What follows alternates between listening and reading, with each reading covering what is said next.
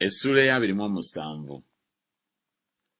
Teweenyumirizanga bya nkya kubanga tomanyi bwe binaaba olunaku bye luyinza okuzaala. Omundi akutenderezanga so si kamwako ggwe, omugenyi so si mimwagyo ggwe.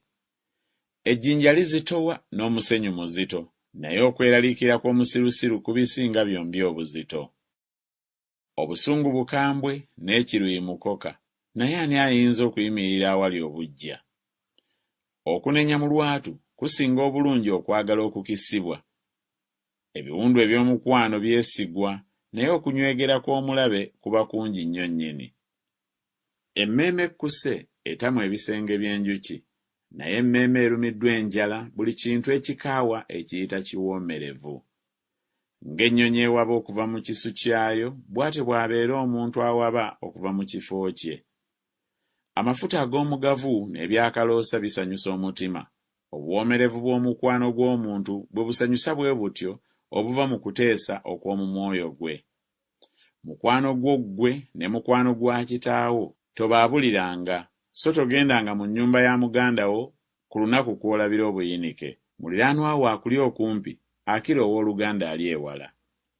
Mwana wange, beeranga n'amagezi osanyusenga omutima gwange, ndyokenga nziremu oyo anvuma. Omuntu omutegeevu alaba obubi ne yeekweka, naye abatalina magezi bayitawo buyisi ne bafiirwa.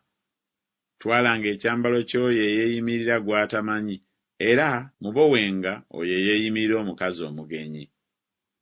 Eyeebaza mukwano gwe n'eddoboozi eddene ng'agolokoka enkya mu makya kinaayitibwanga kikolimo gy'ali.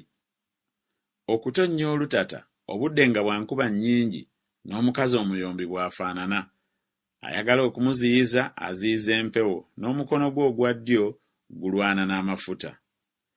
Ekyuma kiwagala kyuma, bw'atyo omuntu awagala amaaso ga mukwano gwe. Buli alima omutiini anaalyanga ku bibala byagwo, n'oyo aweereza mukama we anassibwangamu ekitiibwa. Ng'amaaso bwe goolekera amaaso mu mazzi, bwe gutyo omutima gw'omuntu bwe gwolekera omuntu.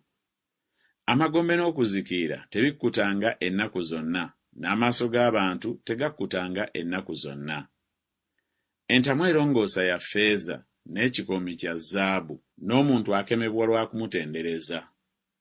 Ne bw'osekula omusirusiru mu kinu n'omusekuzo mu kasooli omusekule, era naye obusirusiru bwe tebumuvengako. Obeeranga munyiikivu okumanya embuzi zo bwe ziri, okeberanga nnyo ente ezo, kubanga obugagga si bwa lubeerera, era engula ebeererawo okutuusa emirembe gyonna. Omuddo omukalu gutwalibwa, n'essubi eggonvu lirabika, n'emiddo egy'oku nsozi bagiyingiza.